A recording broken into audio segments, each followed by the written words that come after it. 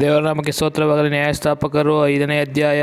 ಆ ದಿನದಲ್ಲಿ ದೆಬೋರಳು ಅಭಿನೋವಾಮನ ಮಗನಾದ ಬಾರಾಕನು ಆಡಿದ್ದೇನೆಂದರೆ, ಇಸ್ರಾಯೇಲರಲ್ಲಿ ಸೇನಾನಾಯಕರು ಎದ್ದಿದ್ದಾರೆ, ಜನರು ಸ್ವೇಚ್ಛೆಯಿಂದ ಸೈನ್ಯದಲ್ಲಿ ಸೇರಿದ್ದಾರೆ. ಯೆಹೋವನನ್ನು ಕೊಂಡಾಡಿರಿ, ಅರಸರೇ ಕೇಳಿರಿ, ಪ್ರಭುಗಳೇ ಕಿವಿಗೊಡಿರಿ. ನಾನು ಯೆಹೋವನನ್ನು ಕೀರ್ತಿಸುವೆನು, ಇಸ್ರಾಯೇಲ್ ದೇವರಾದ ಯೆಹೋವನಿಗೆ ಗಾನ ಮಾಡುವೆನು.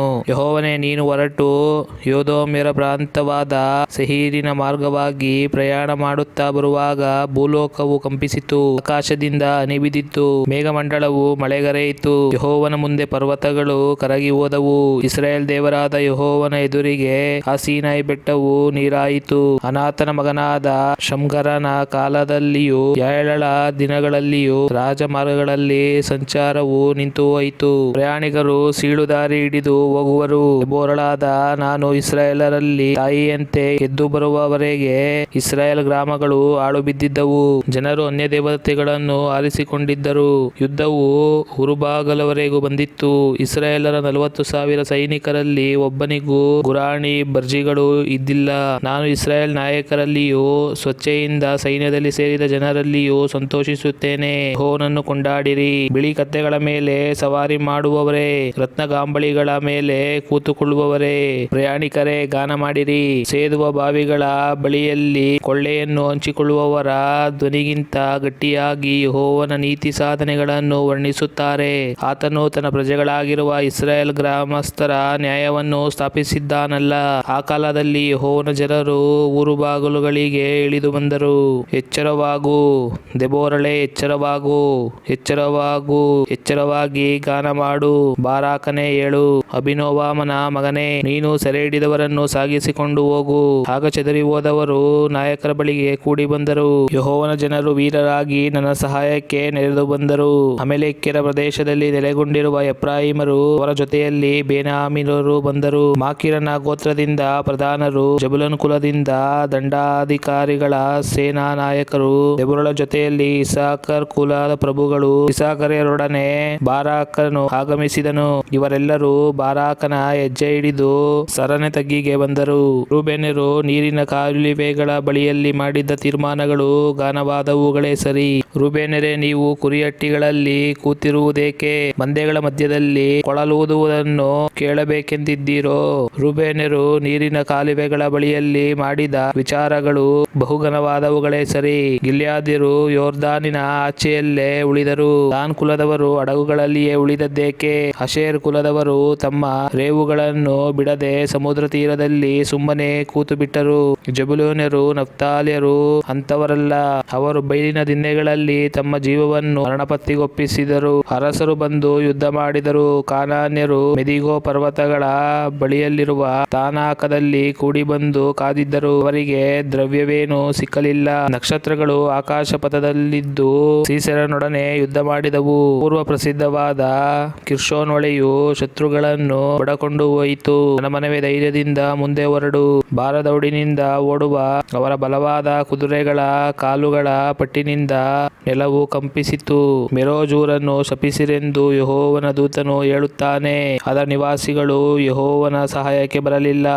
ಯುದ್ಧವೀರರ ಜೊತೆಯಲ್ಲಿ ಯೆಹೋವನ ಸಹಾಯಕ್ಕೆ ಬರಲಿಲ್ಲವಲ್ಲ. ಅವರನ್ನು ಶಪಿಸಿರಿ. ಎಲ್ಲಾ ಸ್ತ್ರೀಯರಲ್ಲಿ ಕೇನ್ಯನಾದ ಎಬೇರನ ಹೆಂಡತಿ ಯಾಯೇಲಳಿಗೆ ಆಶೀರ್ವಾದವು. ಗೂಡಾರಗಳಲ್ಲಿ ವಾಸಿಸುವ ಸ್ತ್ರೀಯರಲ್ಲಿ ಆಕೆಗೆ ಆಶೀರ್ವಾದವು. ನೀರು ಕೇಳಿದನು, ಹಾಲು ಕೊಟ್ಟಳು. ಉತ್ತಮ ಪಾತ್ರೆಯಲ್ಲಿ ಮಜ್ಜಿಗೆ ಕೊಟ್ಟಳು. ಕೈಚಾಚಿ ಗೂಟವನ್ನು ತೆಗೆದುಕೊಂಡಳು. ಬಲಗೈಯಲ್ಲಿ ದೊಡ್ಡ ಕೊಡತಿಯನ್ನು ಹಿಡಿದಳು. ಆ ಕೊಡತಿಯಿಂದ ಸೀಸೆರನ ತಲೆಯನ್ನು ಒಡೆದು ಬಿಟ್ಟಳು. ಅವನ ಕಣತಲೆಗೆ ತಿವಿದು ಬಡಿದಳು. ಅವನು ಆಕೆಯ ಕಾಲುಗಳ ಬಳಿಯಲ್ಲಿ ಬೊಗ್ಗಿಕೊಂಡು ಉರುಳಿ ಬಿದ್ದನು. ಅವನು ಆಕೆಯ ಕಾಲುಗಳ ಬಳಿಯಲ್ಲಿ ಮುದುರಿಕೊಂಡು ಉರುಳಿದನು. ಅವನು ಬಿದ್ದಲ್ಲೇ ಸತ್ತನು. ಸೀಸೆರನ ತಾಯಿಯು ಕಿಟಕಿಯಿಂದ ನೋಡಿದಳು. ಸೀಸೆರನ ತಾಯಿಯು ಕಿಟಕಿ ಜಾಲರಿಗಳಿಂದ ಕೂಗಿದಳು. ಅವನ ರಥವು ಬರುವುದಕ್ಕೆ ಇಷ್ಟು ಹೊತ್ತೇ ಆಯಿತು. ಅವನ ಕುದುರೆಗಳ ಕಾಲುಗಳಿಗೆ ಇಷ್ಟು ಸಾವಕಾಶವೇಕೆ ಎಂದಳು. ಸಭ್ಯಸ್ತ್ರೀಯರಲ್ಲಿ ಬುದ್ಧಿವಂತೆಯರು ಕೊಟ್ಟ ಉತ್ತರವನ್ನು ಈಕೆಯು ತನ್ನಲ್ಲಿ ತಾನೇ ಅಂದುಕೊಳ್ಳುತ್ತಿದ್ದದ್ದು ಹೇಗೆಂದರೆ, ನಿಶ್ಚಯವಾಗಿ ಅವರಿಗೆ ಕೊಳ್ಳೆ ಸಿಕ್ಕಿರುತ್ತದೆ, ಅದನ್ನು ಹಂಚಿಕೊಳ್ಳುತ್ತಿದ್ದಾರೆ. ಪ್ರತಿಯೊಬ್ಬ ಸೈನಿಕನಿಗೆ ಒಬ್ಬಿಬ್ಬರು ದಾಸಿಯರು.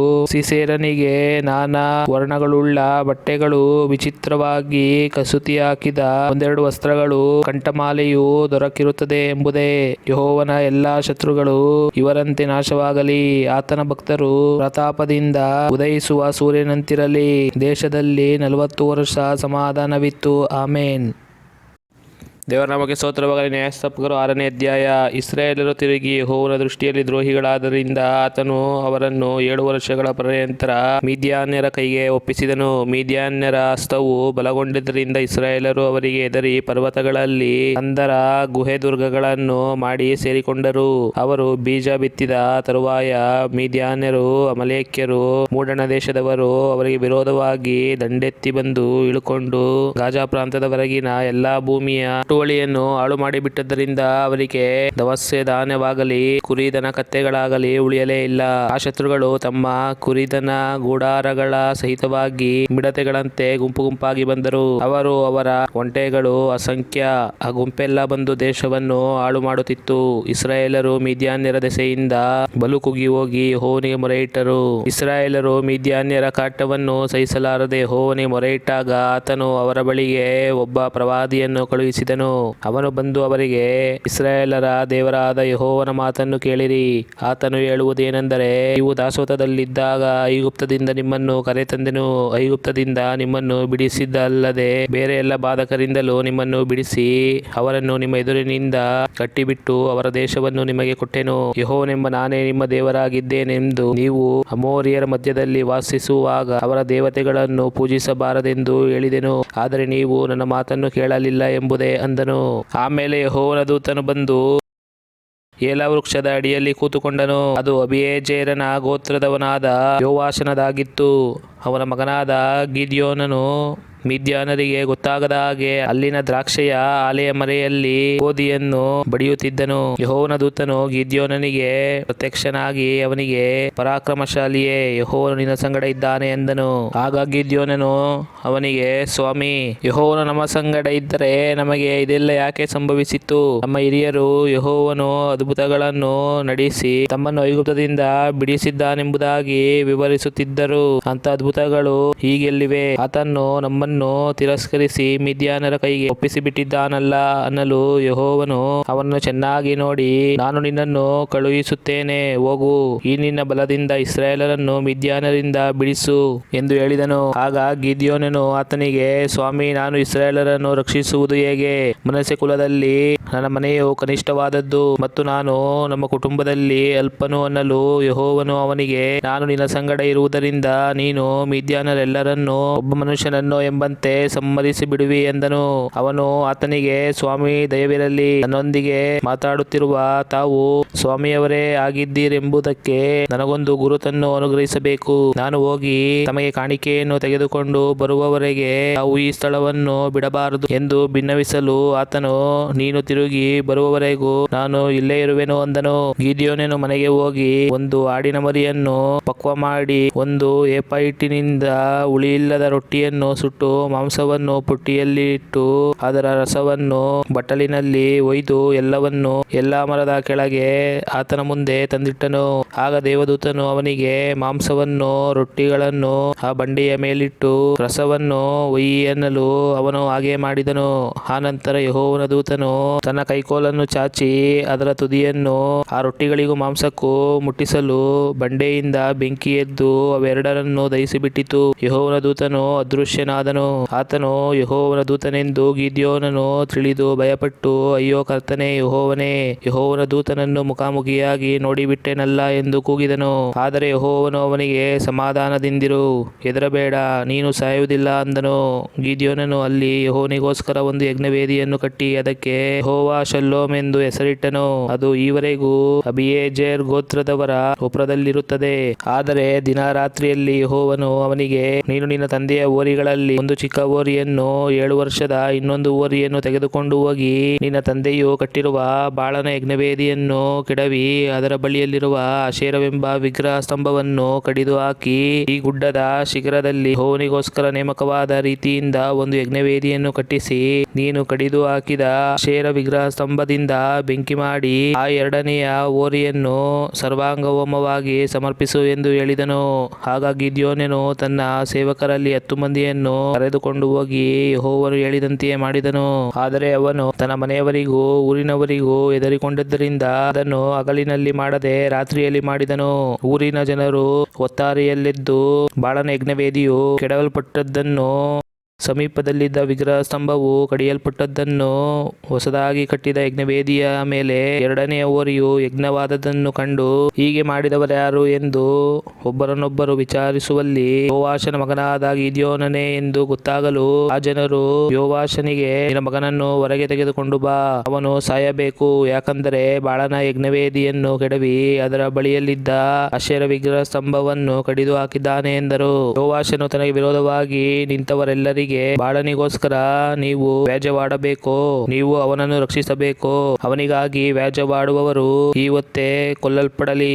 ಅವನು ದೇವನಾಗಿದ್ದರೆ ತನ್ನ ಯಜ್ಞವೇದಿಯನ್ನು ಕೆಡವಿ ಬಿಟ್ಟದ್ದಕ್ಕಾಗಿ ಆತನೇ ವ್ಯಾಜ್ಯವಾಡಲಿ ಎಂದನು.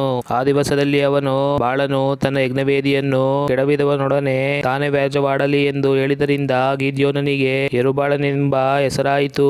ಇಷ್ಟರಲ್ಲಿ ಮಿದ್ಯಾನ್ಯರು ಅಮಲೇಕ್ಯರು ಮೂಡಣ ದೇಶದವರು ಕೂಡಿ ಹೊಳೆ ದಾಟಿ ಬಂದು ಇಜ್ರೇಲಿನ ತಗ್ಗಿನಲ್ಲಿ ಪಾಳೆಯ ಮಾಡಿಕೊಂಡರು. ಆಗ ಗಿದ್ಯೋನನು ಯೆಹೋವನ ಆತ್ಮನ ಆವೇಶವುಳ್ಳವನಾಗಿ ಕೊಂಬನ್ನು ಊದಲು ಅಬೀಯೆಜೆರನ ಗೋತ್ರದವರು ಬಂದು ಅವನನ್ನು ಹಿಂಬಾಲಿಸಿದರು. ಅವನು ಉಳಿದ ಮನಸ್ಸೆಯವರ ಬಳಿಗೆ ದೂತರನ್ನು ಕಳುಹಿಸಲಾಗಿ ಅವರು ಕೂಡಿ ಬಂದರು. ಆಶೇರ್, ಜೆಬುಲೂನ್, ನಫ್ತಾಲಿ ಕುಲಗಳವರ ಬಳಿಗೆ ದೂತರನ್ನು ಕಳುಹಿಸಲು ಅವರು ಬಂದು ಯುದ್ಧ ಪ್ರಯಾಣಕ್ಕೋಸ್ಕರ ಸೇರಿಕೊಂಡರು. ಮತ್ತು ಗಿದ್ಯೋನನು ದೇವರಿಗೆ, ನೀನು ಹೇಳಿದಂತೆ ಇಸ್ರಾಯೇಲರನ್ನು ನನ್ನ ಮೂಲಕವಾಗಿ ರಕ್ಷಿಸುವೆಯೋ ಇಲ್ಲವೋ ಎಂಬುದನ್ನು ತಿಳಿಯಪಡಿಸು. ಇಗೋ, ನಾನು ಹಣದಲ್ಲಿ ಕುರಿಯ ತುಪ್ಪಟವನ್ನು ಇಡುತ್ತೇನೆ, ಅದರಲ್ಲಿ ಮಾತ್ರ ಮಂಜು ಬಿದ್ದು ನೆಲವೆಲ್ಲ ಒಣಗಿದರೆ ನೀನು ಹೇಳಿದಂತೆಯೇ ಇಸ್ರಾಯೇಲರನ್ನು ನನ್ನ ಮೂಲಕವಾಗಿ ರಕ್ಷಿಸುವೆಯೆಂದು ತಿಳಿಯುವೆನು ಎಂಬುದಾಗಿ ವಿಜ್ಞಾಪಿಸಿದನು. ಹಾಗೆಯೇ ಆಯಿತು. ಅವನು ಮರುದಿವಸ ಹೊತ್ತಾರೆಯಲ್ಲಿ ಎದ್ದು ತುಪ್ಪಟವನ್ನು ಒತ್ತಿ ಹಿಂಡಲು ಮಂಜಿನ ನೀರು 1 ಬಟ್ಟಲು ತುಂಬಾ ಆಯಿತು. ಅವನು ತಿರುಗಿ ದೇವರಿಗೆ, ಸ್ವಾಮಿ, ಸಿಟ್ಟಾಗಬಾರದು, ಇನ್ನೊಂದು ಸಾರಿ ಮಾತಾಡುತ್ತೇನೆ, ಇನ್ನು ಒಂದೇ ಸಾರಿ ಈ ತುಪ್ಪಟದಿಂದ ನಿನ್ನನ್ನು ಪರೀಕ್ಷಿಸುವುದಕ್ಕೆ ಅಪ್ಪಣೆಯಾಗಲಿ. ಈ ತುಪ್ಪಟವು ಮಾತ್ರವೇ ಒಣಗಿದ್ದು ನೆಲದ ಮೇಲೆಲ್ಲ ಹನಿ ಬಿದ್ದಿರಲಿ ಅಂದನು. ಆ ರಾತ್ರಿ ಯೆಹೋವನು ಹಾಗೆಯೇ ಮಾಡಿದನು. ತುಪ್ಪಟವು ಮಾತ್ರ ಒಣಗಿತ್ತು, ನೆಲದ ಮೇಲೆಲ್ಲ ಹನಿ ಬಿದ್ದಿತ್ತು. ಆಮೇನ್.